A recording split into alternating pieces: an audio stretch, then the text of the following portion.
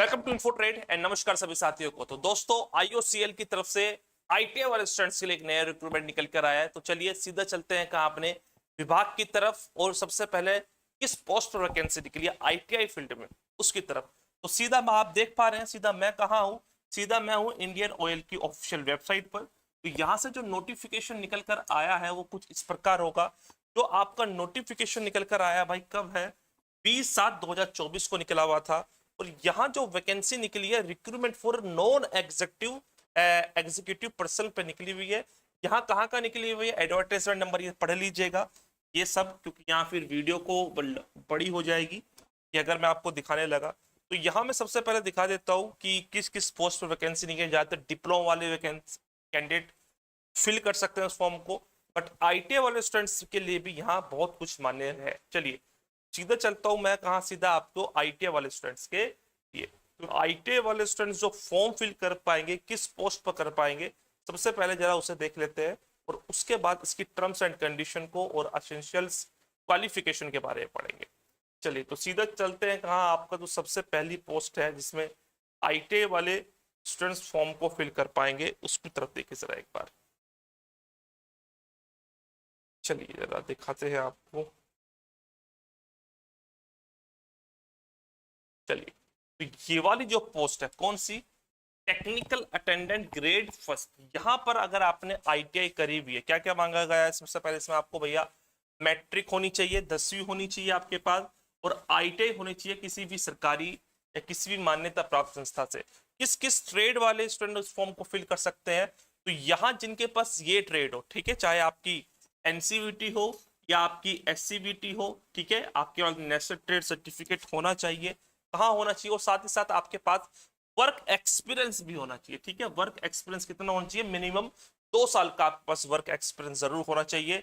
In trade में से आप एक बार निगाह निकाल लीजिएगा, इलेक्ट्रिशियन, मशीनिस्ट, ठीक है, turner, wireman, draftman, mechanical industries, information.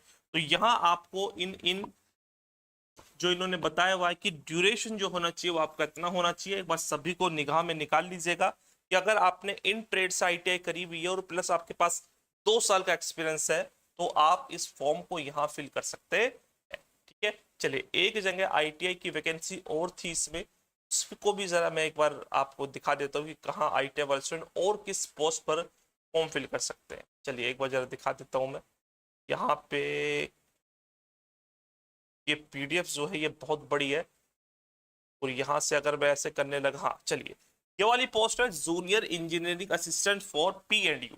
तो यहाँ आपने अगर आईटीआई करी हुई, 10वीं है, आईटीआई है, बट यहाँ बेनिफिट ये है कि यहाँ एक्सपीरियंस नहीं मांगा गया। आईटीआई करी होनी चाहिए आपको, किस किस में होनी चाहिए भैया, फिटर में होनी चाहिए, 2 ईयर ड्यूरेशन। ओके, तो अगर आपने इलेक्ट्रॉनिक्स मैट्रिक करी है और फिटर में है, और मिनिमम कितना 2 साल का अगर आपने आईटीआई करी हुई है, तो आप इस पोस्ट के लिए एलिजिबल होंगे। इस वाले पोस्ट पर एक्सपीरियंस नहीं है, और जो इससे पहली वाली पोस्ट बताई थी मैंने उसमें आपको एक्सपीरियंस मांगा गया है कितने साल का, मिनिमम 2 साल का एक्सपीरियंस आपके पास होना चाहिए। इसमें किस पोस्ट के लिए, technical attendant first grade first के लिए। ओके, आई होप क्लियर हो गया होगा आप सभी को कि क्या क्या इसमें क्वालिफिकेशन है, क्या क्या इसमें मांगा गया है। ओके, आपका जो, क्या मैं आपको दिखाऊं कि आपका जो, अब देख लीजिएगा वर्क एक्सपीरियंस क्राइटेरिया क्या क्या होगा। तो जो मैंने आपको बताया था कि जिस भी पोस्ट के लिए आप एप्लीकेबल होंगे, सारा वर्क एक्सपीरियंस क्राइटेरिया यहाँ है। इसमें एक बार पढ़ लीजिएगा कि क्या क्या इसमें मांगा गया है और क्या क्या इसमें आपको चाहिए होगा। ठीक है, चलिए तो यहाँ आपको इसकी मैं फॉर्म की लास्ट डेट बता देता हूँ। लास्ट डेट क्या होगी, अच्छा, तो आपका SC/ST वाले एक्ट होगा, उसमें ही जितनी एज रिलैक्सेशन चाहिए वो ही मिलेगी आपको। मिनिमम 18 साल है, और मैक्सिमम कितनी जाएगी आपकी, 26 साल जाएगी। किसके लिए, अनरिजर्व जनरल वाले स्टूडेंट्स के लिए, जो कि कैलकुलेटेड होगी 31/7 से। ठीक है, रिलैक्सेशन जो होगा अकॉर्डिंग टू गवर्नमेंट रूल्स वही आपको मिलने वाला है। ठीक है, चलिए तो यहाँ से मैं आपको इसमें बस इतना ही था जो इसमें मेन बात थी। एक बार जरा इसकी वो देख लेते हैं, सिलेक्शन कैसे होगा भैया। सीबीटी होगा, इसमें स्किल, प्रोफेशनल, फिजिकल टेस्ट, ये सब कुछ चीज में आपको देनी पड़ेगी। ठीक है, पहला इसमें कंप्यूटर बेस्ड टेस्ट होगा, और 1 mark each of all time multiple computer CBT 120 minute आपको मिलने वाली है। ठीक है, 100 कितने होंगे, 100 क्वेश्चन होंगे, 1 मार्क्स का इसमें क्वेश्चन होने वाला है। ठीक है, चलिए तो यहाँ से आपको मैंने इसमें सब कुछ बता दिया है। मेरे अकॉर्डिंग इसमें अब ऐसा कुछ इसमें सीन नहीं बचा है। एक बार जरा इसके आपको मैं, चलिए